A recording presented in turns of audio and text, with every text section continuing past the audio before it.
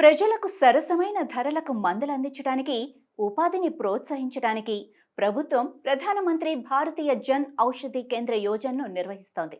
ఈ పథకం కింద దేశవ్యాప్తంగా ఇప్పటి వరకు 13,200 జన ఔషధి కేంద్రాలు ప్రారంభించబడ్డాయి.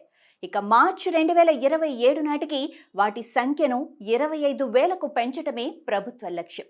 మరి ఈ పథకం గురించిన ప్రత్యేకతలు ఏంటి అన్నది చూస్తే, ప్రభుత్వం చౌకగా మందుల దుకాణం తెరిచేందుకు ఒకేసారి 2 లక్షల వరకు ప్రోత్సాహకాన్ని అందించడమే కాకుండా, దుకాణ యజమానికి మార్కెట్ కంటే చౌక ధరకు మందులు అందుబాటులో ఉంచుతుంది.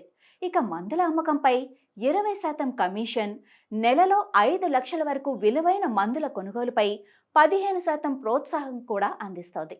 ఇక ఎవరెవరు ఈ పథకానికి అర్హులు అన్నది చూస్తే, ఏ వ్యక్తి అయినా, లేదా ఆసుపత్రి అయినా, లేదా ఎన్జిఓ అయినా, లేదా ఫార్మసిస్ట్ అయినా జన ఔషధి కేంద్రాన్ని తెరవచ్చు. జన ఔషధి కేంద్రానికి ఫర్నిచర్, కంప్యూటర్లు, రెఫ్రిజిరేటర్లు మొదలైన వాటిని కొనుగోలు చేయడానికి ప్రభుత్వం 2 లక్షల రూపాయలు అందిస్తుంది. ఈ మొత్తం ఒక్కసారి మాత్రమే ఇవ్వబడుతుంది. జన ఔషధి కేంద్రాన్ని తెరవటానికి ముఖ్యంగా మీకు సొంతంగా లేదా అద్దెకు తీసుకున్న కనీసం 120 చదరపు అడుగుల స్థలం ఉండాలి. అద్దెకు రుజువు అందించడానికి లేదా లీజ్ ఒప్పందం లేదా స్థల కేటాయింపు లేఖను అందించాలి.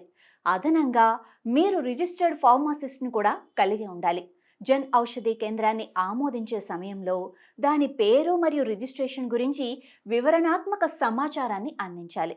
ఒకవేళ మీరు మహిళా వ్యవస్థాపకురాలు లేదా మాజీ సైనికుడు, దివ్యాంగులు, ఎస్సీ ఎస్టీ లేదా ఆశించే జిల్లాలు అనగా హిమాలయ ప్రాంతం, ద్వీప ప్రాంతం లేదా ఈశాన్య రాష్ట్రాల నుండి వచ్చినట్లయితే మీరు ఒక సర్టిఫికేట్ మరియు అండర్టేకింగ్ను సమర్పించాలి.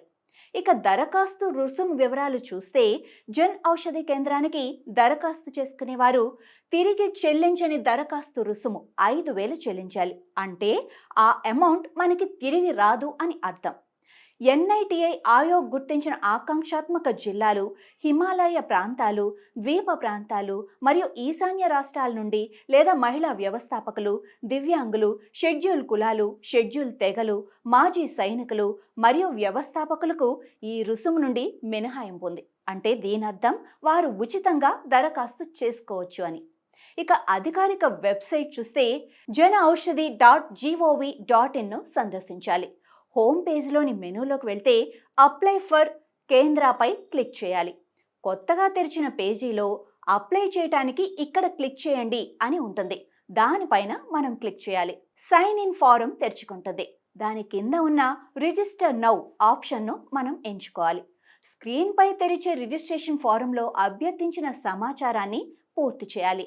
డ్రాప్ డౌన్ బాక్స్లో రాష్ట్రాన్ని ఎంచుకోవాలి. ఆ తర్వాత ఐడి, పాస్వర్డ్ విభాగంలో నిర్ధారణ పాస్వర్డ్ను నమోదు చేయాలి. నిబంధనలు మరియు షరతులతో కూడిన పెట్టె ఉంటుంది, దాన్ని టిక్ చేయాలి.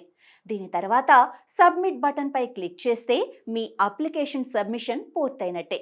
ఈ వీడియో మీకు నచ్చితే మీ ఫ్రెండ్స్తో పంచుకోండి.